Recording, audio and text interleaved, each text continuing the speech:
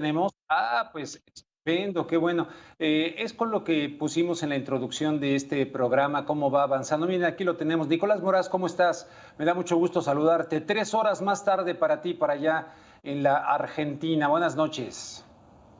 Muy buenas noches, Rubén, y un saludo para toda la audiencia. Un placer estar aquí de nuevo. Al contrario, eso, el placer es mío. Qué bueno que te pudiste conectar. Nicolás, este tema que mereció la introducción del programa de hoy, que pudiera parecer así como metido con calzador, pero no, va avanzando a nivel global. Por ejemplo, aquí citaba yo el caso reciente en México a raíz de estos acontecimientos vergonzosos, terribles, salvajes, ocurridos en un estadio de fútbol en la ciudad de Querétaro. Bueno, pues ya vamos a tener para entrar a los estadios reconocimiento facial. Sin embargo, hay quienes dicen que esto viola los derechos humanos de las personas y que es un proyecto globalizador para vivir en vigilancia permanente, en una libertad bajo vigilancia electrónica permanente a nivel mundial. ¿Tú qué dices? Bueno, claramente me inclino por la segunda opción. Considero que todo tipo de intrusión de estas características del gobierno en la privacidad de las personas busca como pretexto prevenir el delito, pero en la realidad práctica esto jamás ocurrirá. Recordemos el precedente de la ley de López Obrador para el registro de datos biométricos, incluyendo el iris, además de la huella dactilar, impuesta a los mexicanos que quieran comprar teléfonos celulares. Y la realidad es que todos los especialistas de seguridad, incluyendo algunos de su propio partido, sostuvieron que los teléfonos celulares utilizados para delitos, especialmente para delitos graves, son teléfonos celulares robados, con lo cual no tiene ningún sentido obligar a los usuarios, salvo que la intención sea otra, como suele suceder siempre en este tipo de proyectos. Recordemos que aquella ley fue vehiculizada por Olga Sánchez Cordero, una mujer muy vinculada a las Open Society Foundations de George Soros, uno de los lobbies políticos más importantes del mundo, y que hay otro precedente más también que se ha utilizado de forma completamente abusiva, esto en el gobierno de Enrique Peña Nieto. 2017, el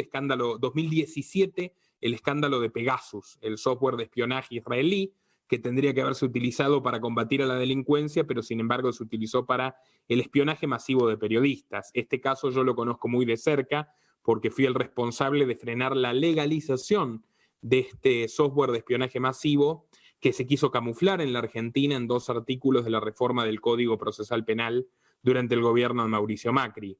Los gobiernos que implementan este tipo de iniciativas, Rubén, lo que buscan es un control absoluto de la ciudadanía y no precisamente de la facción de la ciudadanía ínfima que comete delitos, sino de la mayoría absoluta de la población. Por eso son iniciativas masivas, no se centran en reincidentes. Y el control de la información, ya lo sabemos, es la forma más aceitada de poder. Es, en términos de Negri, la sociedad de control en lugar de la sociedad disciplinaria. Es la sociedad donde el gobierno accede a toda la información para poder tener un control absoluto de la vida de las personas. En este sentido, los estadounidenses son pioneros. Recordemos el escándalo de Edward Snowden, que demostró que a través de todas las plataformas de redes sociales que utilizamos en Occidente, la totalidad de nuestras comunicaciones, de nuestras búsquedas, de nuestra geolocalización, van a parar en forma directa, sin escala y sin ningún tipo de intervención judicial, a los data centers de la National Security Agency, es decir, de la Agencia de Seguridad Nacional de Estados Unidos y de sus 4 aliados, que son Nueva Zelanda, Canadá, Inglaterra y Australia. Bueno, ahora México en este sentido avanza en una dirección que también estamos viendo en China con los social scorings. Todo comenzó así. El crédito social de China, esto de puntuar a las personas de acuerdo a su obediencia en relación a un relato político único impuesto, es algo que comenzó diciendo, bueno, usted tiene que poner su huella dactilar y su pupila para comprar un teléfono. Lo pueden buscar. Así fue en China, así fue en Corea del Sur, así fue en todos los países donde se están aplicando estas leyes de avanzada que no respetan en nada la autonomía de las personas y que no sirven para mejorar la seguridad ciudadana. Al contrario, nos hacen víctimas permanentes de los políticos y de quienes pueden acceder a esa información. También pueden ser empresas vinculadas a los políticos, por algo los lobbies apoyan este tipo de medidas. También pueden ser incluso criminales que hackeen las bases de datos de los políticos. Son mucho más los peligros que los beneficios.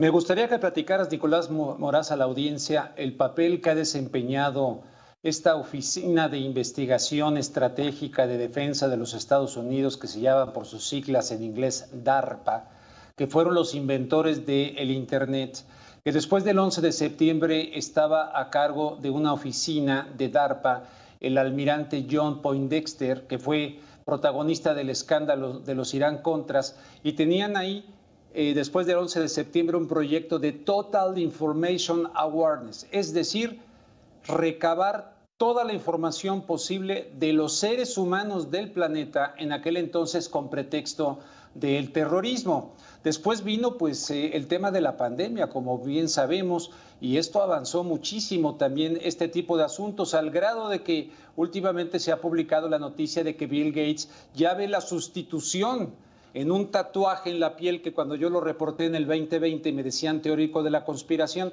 Bill Gates lo han anunciado, ya lo están recogiendo medios en México como Reporte Índigo, etcétera. Pero esto da vértigo por lo que dices, un sistema como el de China, donde te llevan todo el puntaje de tu comportamiento, pero básicamente para la obediencia del Estado. Entonces, eso es dictatorial, ¿no? Pero DARPA ha jugado un papel muy importante. Bueno, recordemos, Rubén, esto yo recuerdo haberlo tratado en un programa del 6 de abril del año 2020, que fue la primera emisión que le dediqué a los intereses detrás de la crisis sanitaria mundial, que existe la iniciativa, que es lo que justamente se conecta con lo que ahora mismo estamos hablando en México, a partir de esta cuestión, que era la iniciativa de generar un registro mundial de datos biométricos y de datos privados de los ciudadanos del mundo a partir de los registros de vacunación.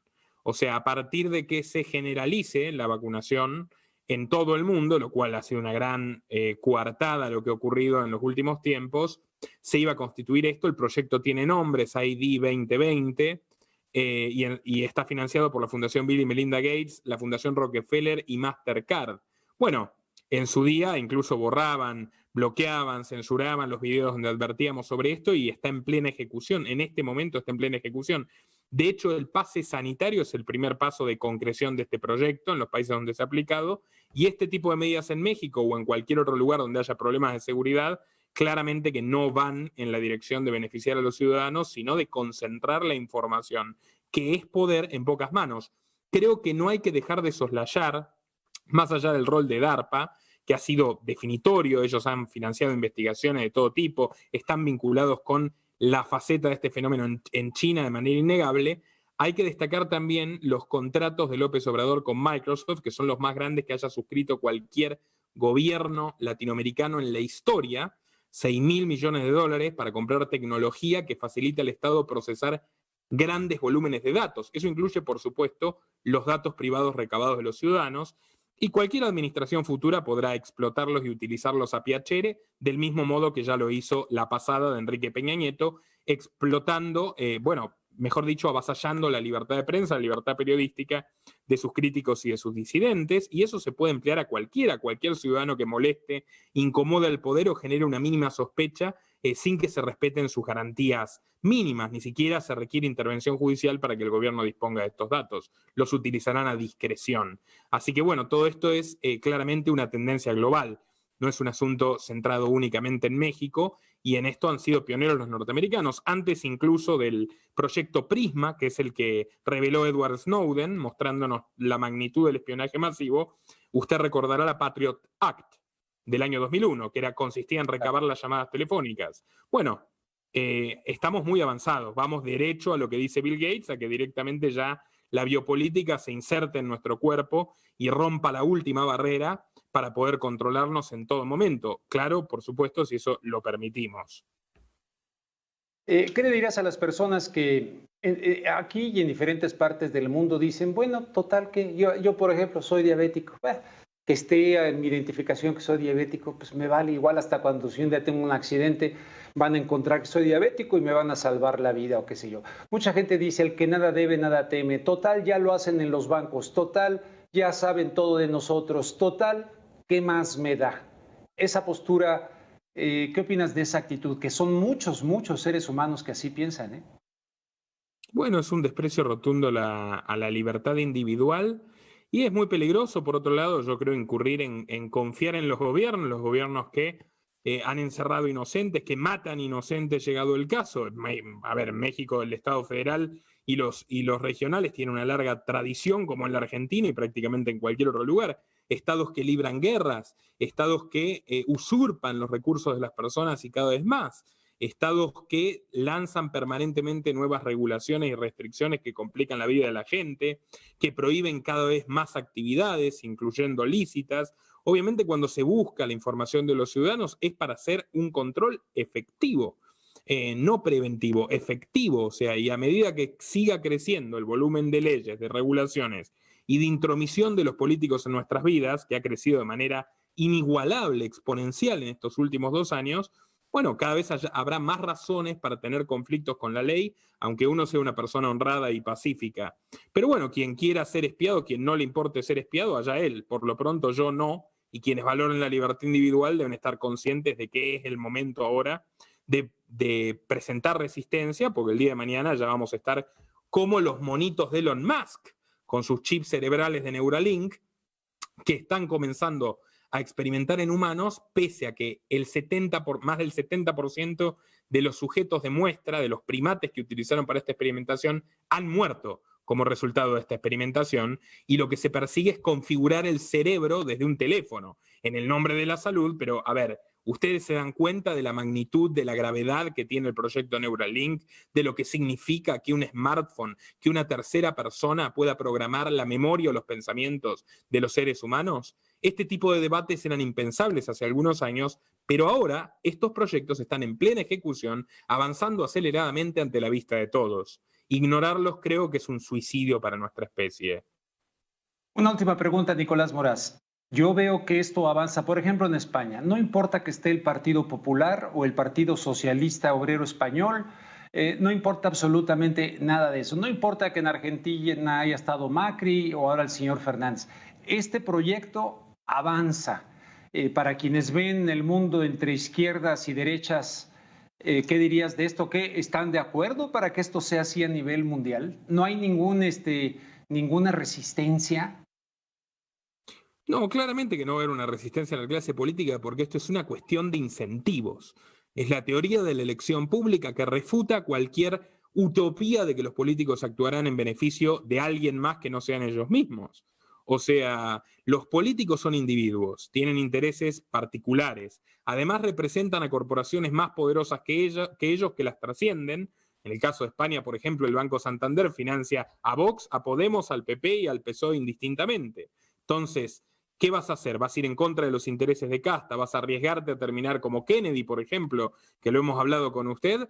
¿O vas a ceder a algo que además te da más control y más poder sobre los ciudadanos, que te permite una mayor omnipresencia y que incluso permite, este es el factor de Cambridge Analytica y demás, una buena base de datos de espionaje, conocer a las personas para publicitarte políticamente, para persuadirlas mejor de las bondades de tu proyecto, por más nefasto que sea? Así que esto no responde a izquierdas o a derechas, esto tiene una razón de ser clara, que es la naturaleza humana. Quien detenta el poder lo utilizará para su propio beneficio, y cuanto más poder concentre, más abusos habrá para todos los demás, y cada avance del espionaje masivo es, en definitiva, un paso que retrocede la libertad y la privacidad y la dignidad de los individuos, sea cual sea el país y el signo del gobierno que le implemente. Nicolás Moraz, te agradezco mucho. Nomás una duda. En Argentina, que también ha habido cuestiones en torno al fútbol así difíciles, cuando entras al estadio, ¿hay reconocimiento facial o todavía no? No, no, por el Todavía momento no. no. Felizmente. Bueno, Pero bueno, no demos feliz. ideas porque últimamente es como el lema de la nueva normalidad, que lo repitieron al unísono Sánchez, López Obrador y Alberto Fernández, y Iván Duque y Sebastián Piñera. O sea, claramente Todos. son marcas cada vez más generalizables. Nicolás Moraz, te mando un fuerte abrazo hasta la Argentina y gracias por reflexionar acerca de este tema. A usted, don Rubén, un honor. Hasta pronto. Gracias, Nicolás Moraz. Bueno, voy a esto de José